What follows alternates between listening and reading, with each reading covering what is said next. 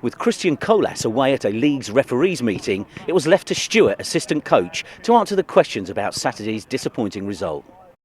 Do you think that all the distractions before the game had an effect? I certainly like to think not.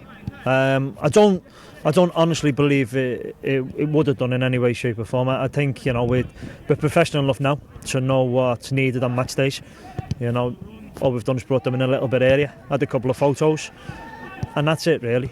So I don't think that had anything to do with the results on Saturday at all, no. Is the routine pre-game really important for everyone concerned?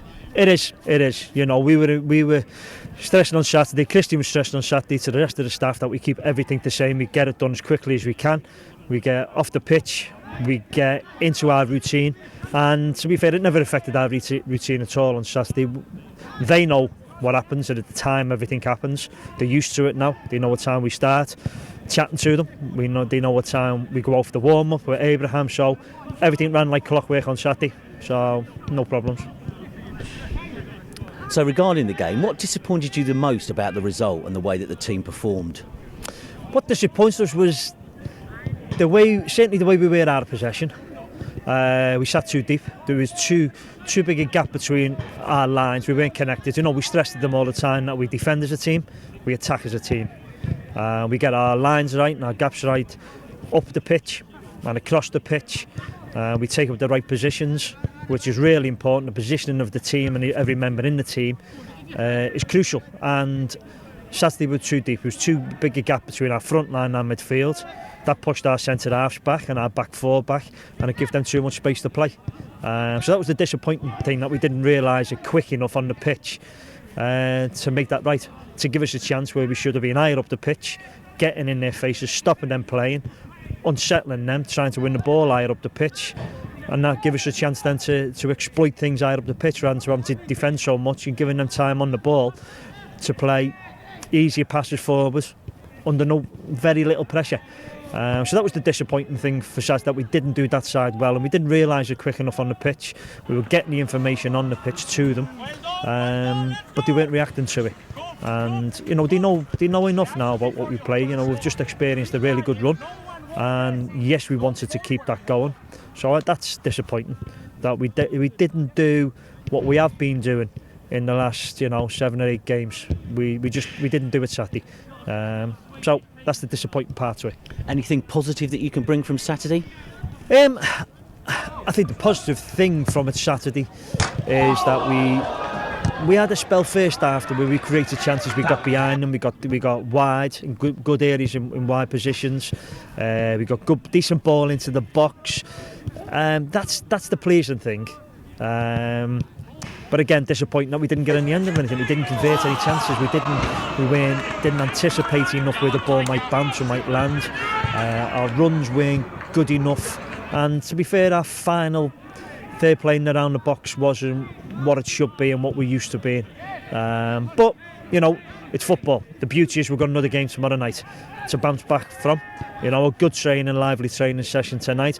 Working on some patterns of play tonight that we've seen on Saturday that could help us going into the game tomorrow night. And then just getting the lads together now, being positive, being upbeat, and looking to put right tomorrow night the bits and pieces that we didn't do so well with on Saturday. Pre-training, you did a good team talk and get obviously the players to put their viewpoints across about Saturday's game. Yeah. Do you get a lot out of that as a coach? Yeah, I think it's important that you try to understand it from their point of view. It's all right us barking at them or talking to them, but we need feedback. It's the only way that we're going to grow, and we're going to understand how much they understand about what we want. So that is important. I enjoy it.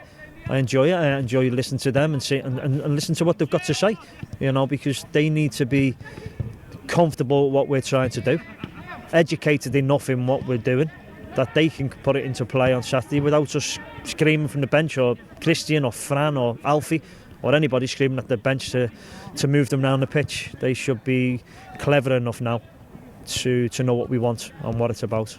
So yeah, it's nice to have the feedback, see what they're at, and see and just let them understand. Tonight's not the ideal night, obviously, with the temperatures to be standing round having a long chat, so it was a brief one, but you know, they'll understand now what we need going into tomorrow's game and what they need to put right. Okay, thanks. Good luck tomorrow. Thanks, Brilliant. Stuart. Cheers, Mark. Thank you.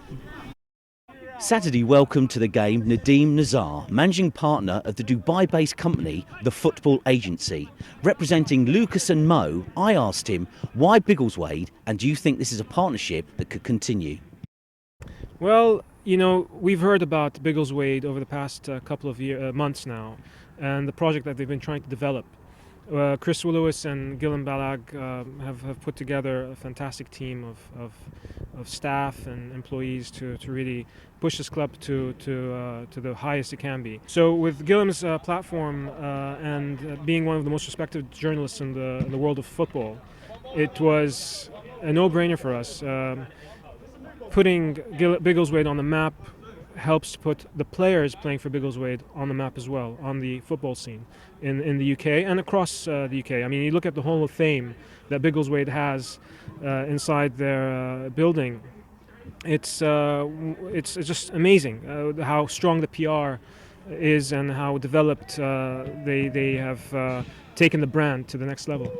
Do you see this as a long-term partnership, bringing players over to this country or from this country, that you will represent them and see how they fare in other clubs?